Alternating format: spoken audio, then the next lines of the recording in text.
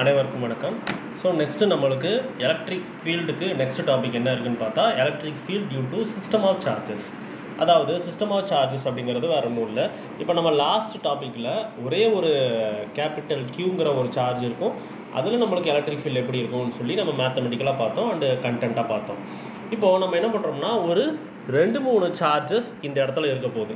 இப்போது இங்கே வந்து ஒரு Q1 அப்படிங்கிற ஒரு சார்ஜ் இருக்குது. அதுக்கப்புறம் இந்த இடத்துல Q2 அப்படிங்கிற ஒரு சார்ஜ் இருக்குது.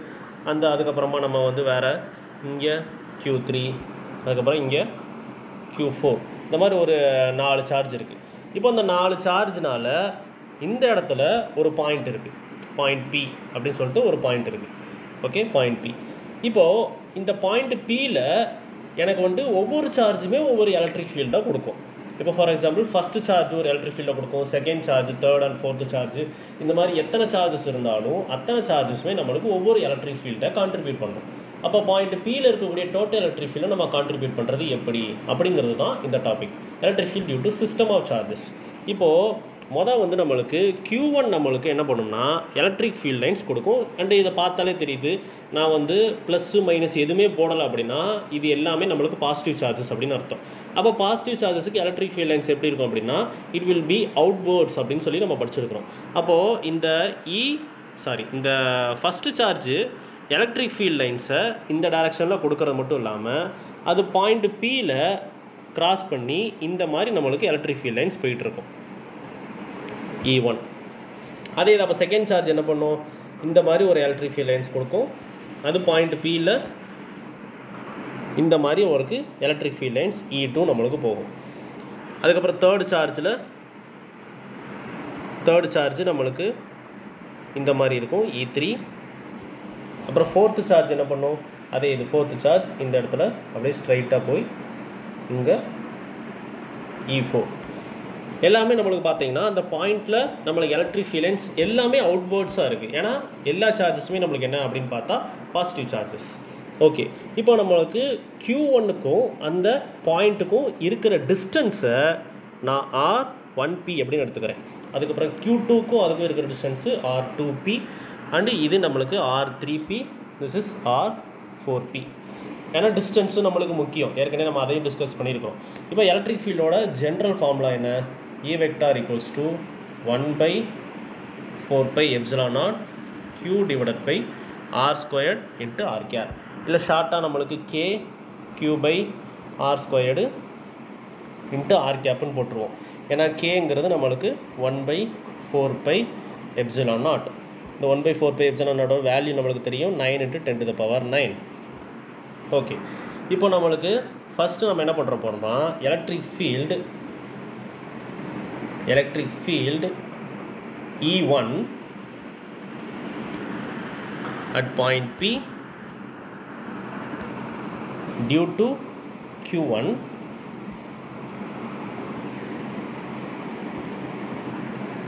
at a distance R1. Electric field at point P due to Q1 at a distance R1. அது நம்மளுக்கு எப்படி இருக்கும் பார்த்தா electric field E1 vector equals to 1/4πε0 Q1 divided by R ஸ்கொயர்டுன்னு இருக்கும். இங்கே டிஸ்டன்ஸு R1P அப்படின்னு சொல்லி போட்டிருக்கோம். இங்கே டிஸ்டன்ஸ் R1 கிடையாது, R1P. அதுக்கப்புறம் இங்கே R கேப்பு 1P. ஓகே, அப்போ R கேப் 1P அப்படிங்கிறது ஒரு யூனிட் வெக்டாரு. அந்த யூனிட் வெக்டாருக்குன்னு சொல்லி நம்மளுக்கு ஒரு டைரக்ஷன் இருக்கும். இப்போ டைரக்ஷன் எங்கேருந்து எங்கே இருக்க போகுதுன்னா Q1ல் இருந்து அந்த பாயிண்ட் Pக்கு இருக்குது, Q1ல் இருந்து அந்த பாயிண்ட்டு Pக்கு இருக்குது. நம்மளுக்கு டயக்ராம்லேயே நம்ம சொல்லியிருக்கிறோம். அதே மாதிரி எலக்ட்ரிக் ஃபீல்டு E2, இந்த எலக்ட்ரிக் ஃபீல்டு E2 அப்படிங்கிறது யாருனால, it is due to Q2 at a distance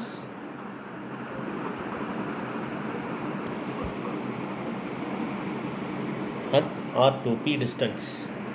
அப்போ அது நம்மளுக்கு எப்படி வரும், E2 equals to 1/4πε0 Q2 by R2P squared R cap 2P. அப்போ இதே ப்ராசஸை யூஸ் பண்ணி நீங்கள் Q3க்கு போட்டிங்கன்னா அது நம்மளுக்கு எலக்ட்ரிக் ஃபீல்டு E3 அப்படின்னு வரும். அப்போ அது நம்மளுக்கு என்ன 1/4πε0 Q3 divided by R 3p squared R cap 3p. அதே இது Q4க்கு போட்டிங்கன்னா E4 equals to 1/4πε0 Q4 divided by R 4p squared R cap 4p. இப்போ நம்ம வந்து total electric field at point P, total electric field at point P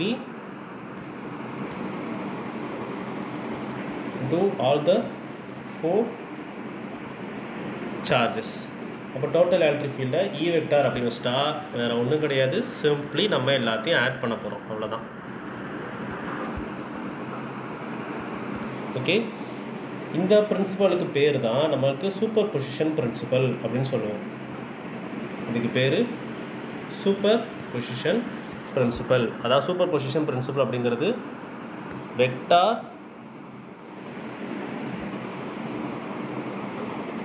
sum of all the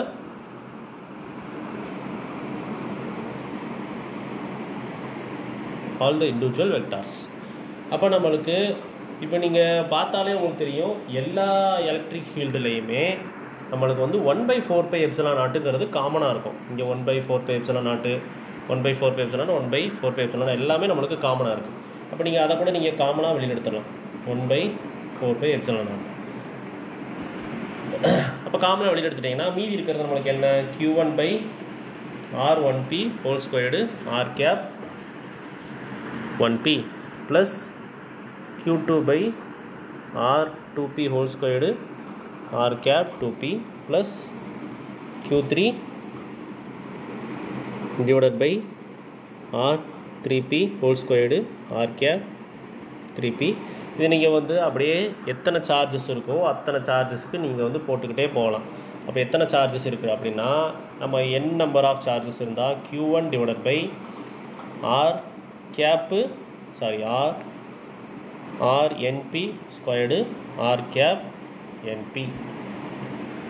இந்த மாதிரி நீங்கள் போட்டே போயிட்டீங்கன்னா உங்களுக்கு total electric field at the particular point P due to all the 4 charges நம்மளுக்கு கிடச்சிடும்.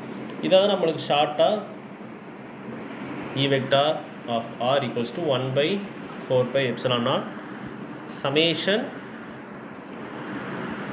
I equals to 1 QI divided by R IP squared R cap IP.